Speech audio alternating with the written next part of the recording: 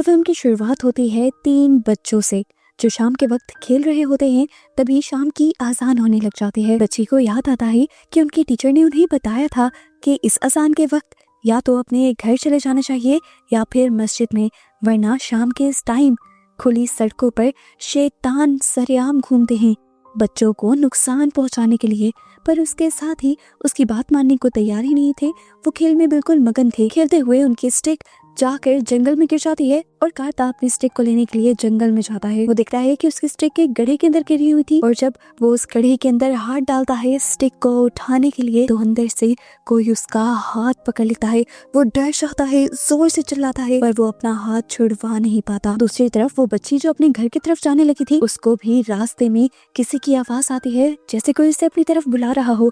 वो डर कर आगे की तरफ जाने लगी। उसने पीछे मुड़कर देखा भी नहीं, पर तभी किसी ने नीचे टांगों की तरफ से उसके ऊपर वार कर दिया और उसे जमीन पर गिराते हुए घसीटते हुए जंगल के अंदर ले गया। उसकी चीख उसके तीसरे दोस्त ने सुनी और उसे ढूंढते हुए वो भी जंगल के अंदर चला गया। यहाँ पर कार्ता, जिसका हाथ गड्ढे में किसी ने पकड़ा हुआ था, वो भी अपना हाथ छुड़वाने में कामयाब हो ही जाता है। लेकिन जब वो अपना हाथ बाहर निकालता है तो डर के मारे दोबारा उसकी चीख निकल जाती है। उसकी आधी उंगली किसी ने तोड़ ली थी, खा ली थी और अब वो डर और दर्द के मारे जोर जोर से चिल्ला रहा था। खैर, अब सीन कट हो जाता है और हमें 30 साल बाद का यानी प्रेजेंट का सीन दिखाया जाता है। 30 साल बाद हम कार्ता को देखते हैं जो अब पागलों वाली जिंदगी गुजार रहा है। उससे सुबह सुबह 2 बच्चे टकरा जाते हैं, जिनमें से एक बच्चा है आदि और दूसरे का नाम है सामान। बच्चों के बिहेवियर से हमें पता चलता है कि यहाँ का हर बच्चा और बड़ा कार्ता से डरता है। ये बच्चे भी डर कर स्कूल पहुँचते हैं तो पता चलता है कि ये स्कूल से लेट हो गए थे, जिसकी वजह से इन्हें टीचर से पनिशमेंट भी मिलती है। इनकी इसी पनिशमेंट के दौरान हम इनकी क्लास की अच्छी लड़की आयु से भी मिलते हैं। आयु मिस्टर मार्तो की बेटी है, जिनकी शॉप पर सामान हनी देता है, क्योंकि सामान की फैमिली बहुत ज्यादा गरीब है। तो जब जब सामान कमाता है तभी उनके घर में खाना पकता है। बेचारा सामान टीचर की पनिशमेंट के बाद जब मार्तो की शॉप पर आता है तो उन्हें मार्तो से भी डांट पड़ती है, क्योंकि आज हनी डिलीवर करने में उसे काफी देर हो गई थी। और अंकल मार्तो उससे कहते हैं कि अगर अगली मर्तबा लेट हुए तो मैं तुम्हारे बड़े भाई को शिकायत करूंगा। इस दौरान शॉप पर आयु अपनी साइकिल लेने के लिए आती है ताकि वो अपने अंकल को खाना देने जा सके। ट्विस्ट पता चलता है कि आयु के अंकल को यो नहीं बल्कि कार्ता ही थे, जो आज तक उस बचपन वाले हादसे के बाद घर नहीं लौटे थे। उन्होंने जंगल में ही अपना टूटा फूटा सा घर बना लिया था। आयु उनसे प्यार करती थी, इसीलिए रोज उनके लिए खाना लेकर जाया करती थी। आज आयु खाना देने में देर कर चुकी थी।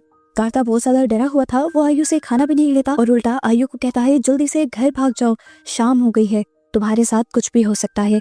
आयु भी परेशान घर वापस आ जाती है, जिसके बाद हमें मस्जिद का एक सीन दिखाया जाता है। यहाँ पर शहर के तकरीबन सभी बच्चे थे सिवाय सामान के। यहाँ पर आज फिर से इन सब के टीचर इन्हें बताते हैं कि उन्हें शाम के टाइम बाहर नहीं निकलना चाहिए और जिस टाइम पर आजान हो रही हो भागकर उसी टाइम पर मस्जिद में या घर आ जाना चाहिए, वरना शैतान उनको नुकसान पहुंचा सकते हैं। इधर सामान जो अपने घर पर था सेफ तो हमें वो भी नहीं लगता। वो जब अपनी ग्रैंड माँ को खाना खिला रहा होता है तो अचानक उसे किसी की आहट महसूस होती है।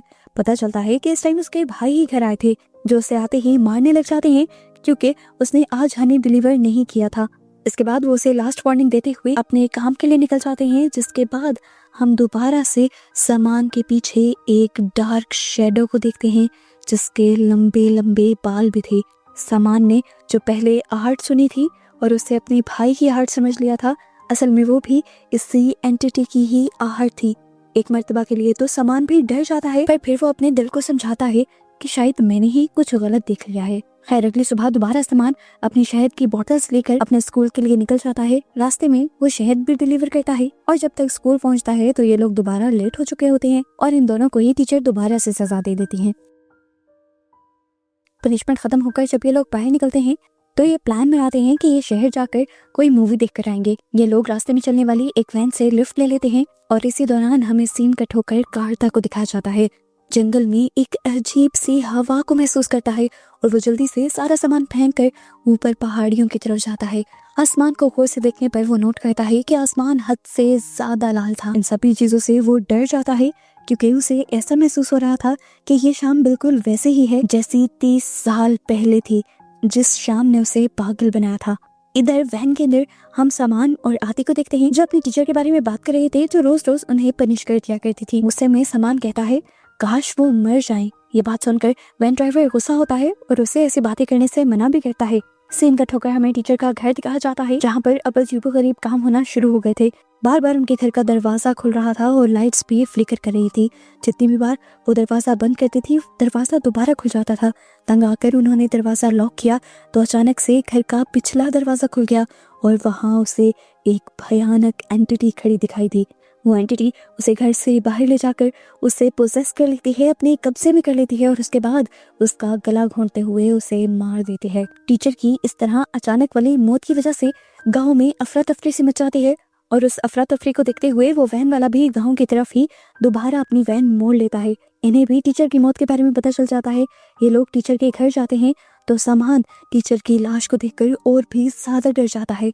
उसे गिल्ट हो रहा था क्योंकि उसे लग रहा था जो उसने कहा ये सब उसी की वजह से हुआ है। ऊपर से आदि भी उसे यही गिल्ट करवाने लग जाता है और गुस्से में वो आदि से ही लड़का यहाँ से भाग जाता है। खैर अगले दिन टीचर का फ्यूनरल रखा जाता है, जहाँ पर भी सामान जब गया था तो उसे ऐसा महसूस हुआ कि जैसे उसी टीचर का घोस्ट और सोल उसे हॉन्ट कर रही है, उसे डरा रही है। डरकर वो घर वापस आ जाता है और आकर जल्दी से अपना चेहरा साफ करता है और तभी हम देखते हैं कि उसी पानी से जिससे उसने चेहरा साफ किया था वो शैतान निकल आता है बाहर और बाहर निकलते ही वो सामान को पोजेस कर लेता है। फिर दिन गुजरता है और अगले दिन हम देखते हैं कि गांव के इम्पोर्टेंट लोगों का एक ग्रुप पुलिस ऑफिसर के साथ एक न्यू टीचर का वेलकम करने के लिए जाते हैं। ऑफिसर टीचर से पूछते हैं कि आप तो सुबह को आने वाली थी, फिर इतनी देर कैसे हुई? तो टीचर एक अजीब सी बात कहती है कि मैं भटक कर दूसरे गाँव में चली गई थी।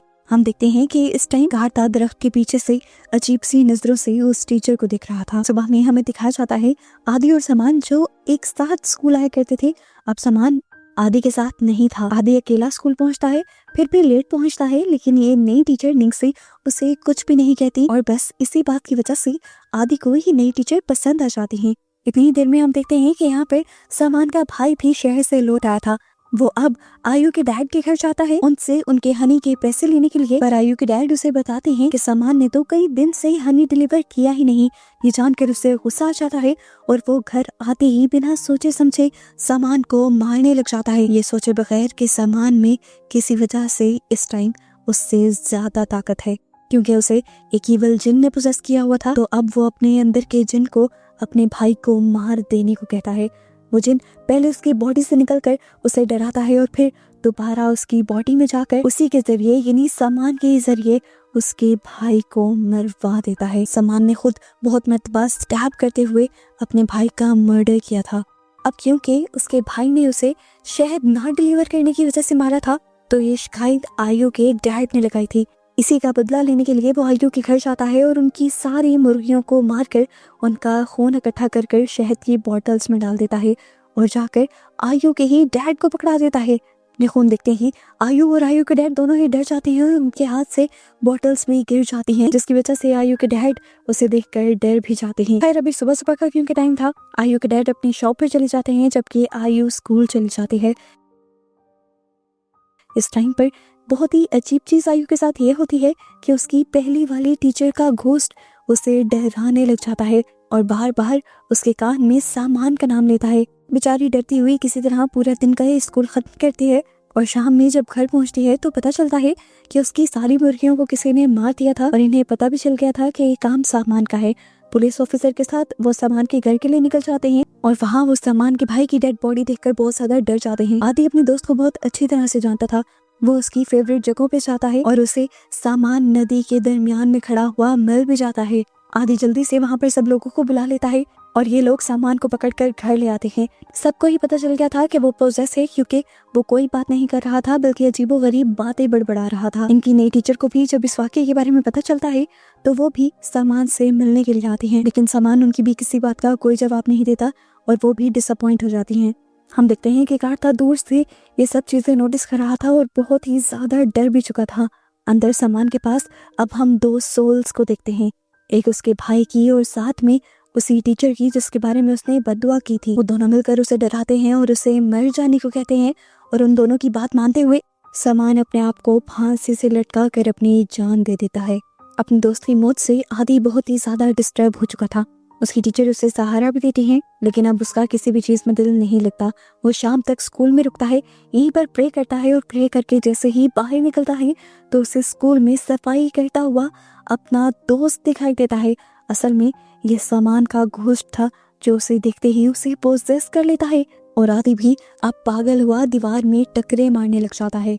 इधर हम कार्ता को भी देखते हैं जो आदि को देखकर ये समझ गया था कि वो भी पोजेस हो गया है, इसीलिए वो एक तावीज जाकर आदि के घर पर लटका देता है। पर ये सब आदि के डैड देख लेते हैं और उन्हें इस हरकत से कार्ता की गुस्सा भी आता है। फिर अगली सुबह हम दोबारा स्कूल का ही सीन देखते हैं।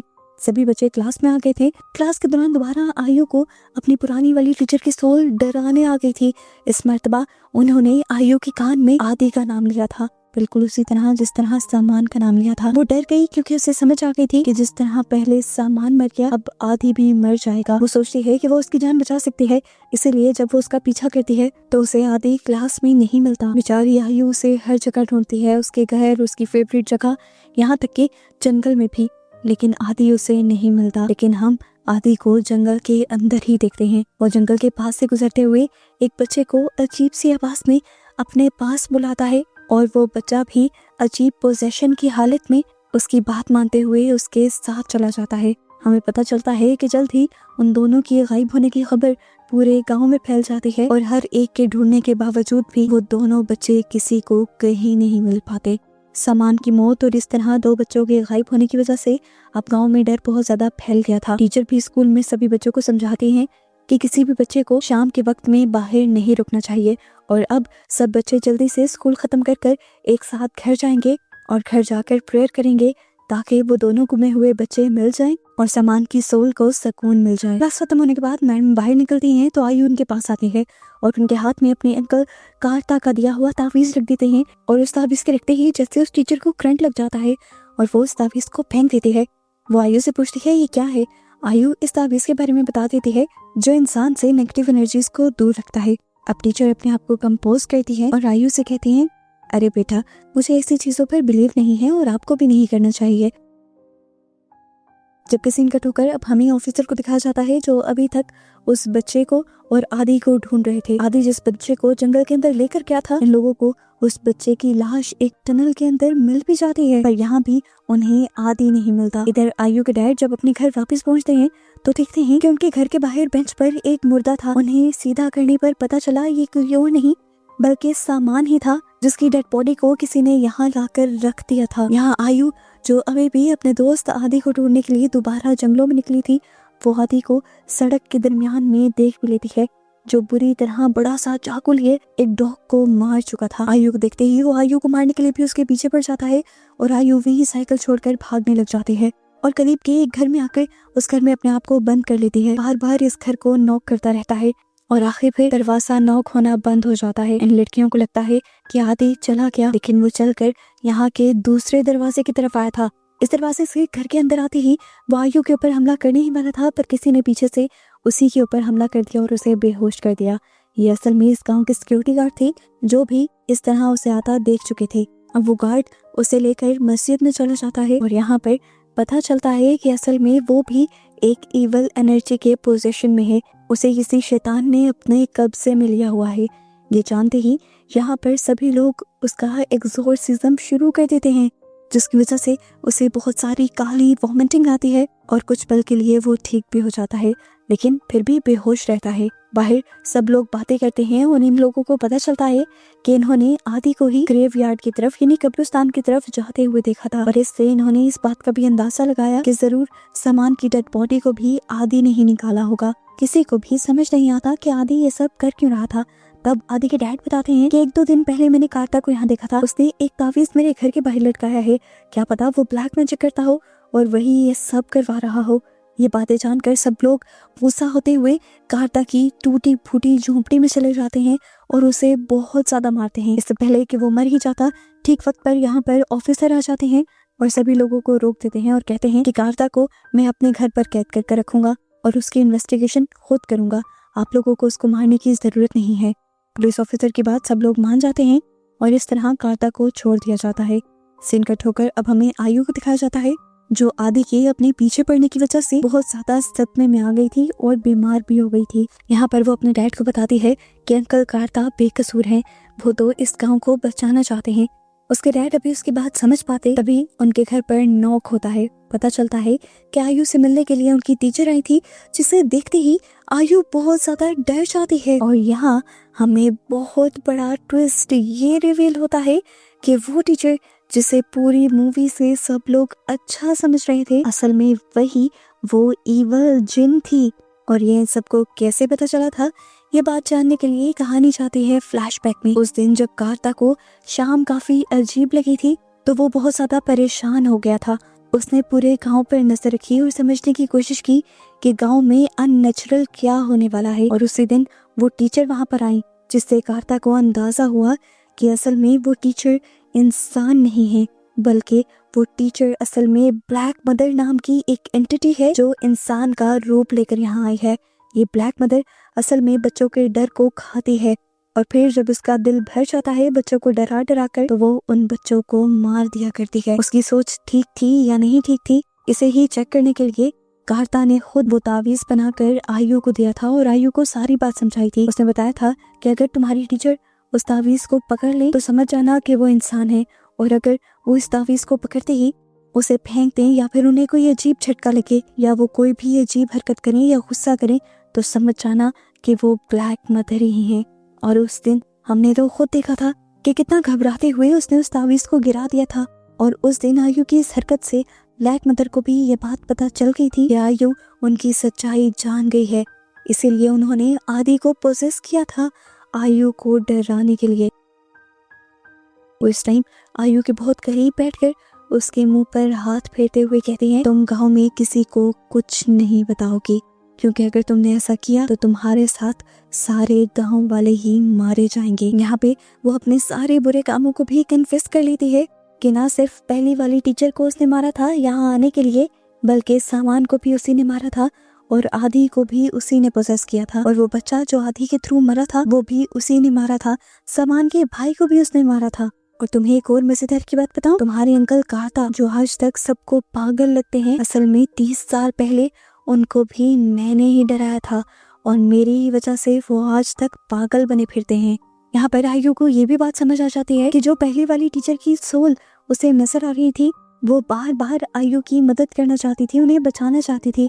वो जब जब सामान और आदि का नाम ले रही थी तो उसका मतलब था कि आयु को सामान और आदि को बचाना है, पर वो दोनों को ही बचा नहीं पाई। अब की बार उसे फौरन कार्ता का दिया हुआ तावीज याद आता है और वो इस तावीज को उस टीचर के सामने कर देती है, यानी ब्लैक मदर के सामने कर देती है। पर अब ब्लैक मदर इतने सारे लोगों को मारने और डराने के बाद इतनी ताकतवर हो चुकी है कि इस तावीज का उस पर कोई असर नहीं हो रहा। यहाँ तक कि वो तो इस तावीज को एक नॉर्मल कागज के टुकड़े की तरह पकड़ भी लेती है। ये सब करने के बाद अब वो टीचर यहाँ से चली जाती है और उसके जाते ही आयु भी उठकर कार्ता के पास जाती है। कार्ता उसे देखते ही डर जाता है क्योंकि उसे लगता है कि वो भी बाकी लोगों की तरह उसे मारने के लिए आई है। पर आयु बताती है, नहीं, मैं आप पर पूरा भरोसा करती हूँ, मैं ब्लैक मदर की सारी सच्चाई जान गई हूँ। ब्लैक मदर ने सब कुछ मेरे सामने कन्फेस किया है और उसने मुझे ये भी बताया है कि वो अब आदि को मारने वाली है, हम दोनों को मिलकर उसे बचाना होगा। कार्ता उसकी बात मान जाता है और कहता है कि मैं टीचर के घर जाकर उसको पकड़ता हूँ और तुम आदि का पीछा करो और उसकी हिफाजत करने की कोशिश करो। दोनों अपने अपने रास्तों पर निकल जाते हैं और कार्ता टीचर के घर जाकर उस टीचर को उसके असली रूप में देखता है, एक भयानक बुढ़िया वाले रूप में, जो बिना पीछे देखे ही उसके यहाँ आने को पहचान लेती है और उसी की दोस्त का रूप देते हुए उसे डराने की कोशिश करती है। सीन्स दोबारा फ्लैशबैक में जाते हैं और हमें दिखाया जाता है कि उस दिन कार्ता की उंगली कटने के बाद हुआ क्या था। असल में इस जिन ने कार्ता की आंखों के सामने ही उसके दोनों दोस्तों के डर को पहले एंजॉय किया था और फिर उन दोनों को ही वहां पर मार डाला था। और गांव वालों को लगा था कि ये सब करने के पीछे कार्ता ही है और उन्होंने कार्ता को पागल समझकर छोड़ दिया था। उन सारी चीजों के फ्लैशबैक आने के बाद कार्ता बहुत ही ज्यादा कमजोर हो जाता है और डर जाता है, लेकिन फिर उसे याद आता है कि अगर उसे इस एंटिटी से लड़ना है और आदि को बचाना है तो उसे अपने डर पर भी काबू पाना होगा। अब वो उस जगह जाता है जहाँ पर पहली मर्तबा उस एंटिटी ने उसे पोसेस किया था। वो इस जगह को ही जलाने लगता है, पर यहाँ पर तभी उसके दोस्तों की सोल आ जाती है। वो फिर भी डरता नहीं और अपना काम करता रहता है, जबकि दूसरी तरफ हम देखते हैं कि आयु को भी आदि मिल गया था। वो आदि को रोक रही थी पर आदि बिना उसकी बात सुने जैसे किसी ट्रांस में आगे की तरफ चलता जा रहा था। हमें देखने को मिलता है कि असल में उसी ब्लैक मदर ने उसे पोजेस करते हुए नदी के पास बुला लिया था और अब वो उसके डर का मजा लेते हुए उसे मारने ही वाली थी।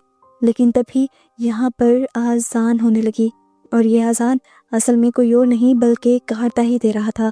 आज़ान की आवाज़ से वो ब्लैक मदर बहुत ही ज़्यादा कमज़ोर पड़ने लग जाती है और तभी हमें पता चलता है कि सुबह का टाइम भी हो चुका है। ये ब्लैक मदर हमेशा सुबह के वक्त में बहुत ज़्यादा कमज़ोर हो जाती है। उसके कमज़ोर होने की वजह से उसका पोजेशन आदि के ऊपर से भी टूट जाता है और आदि नॉर्मल हो जाता है। ये लोग आदि को इस तरह बचाते हुए यहाँ से निकल जाते हैं, जिसके बाद कार्ता पूरी तरह उस ब्लैक मदर को हराते हुए उसे यहाँ से भगा देता है।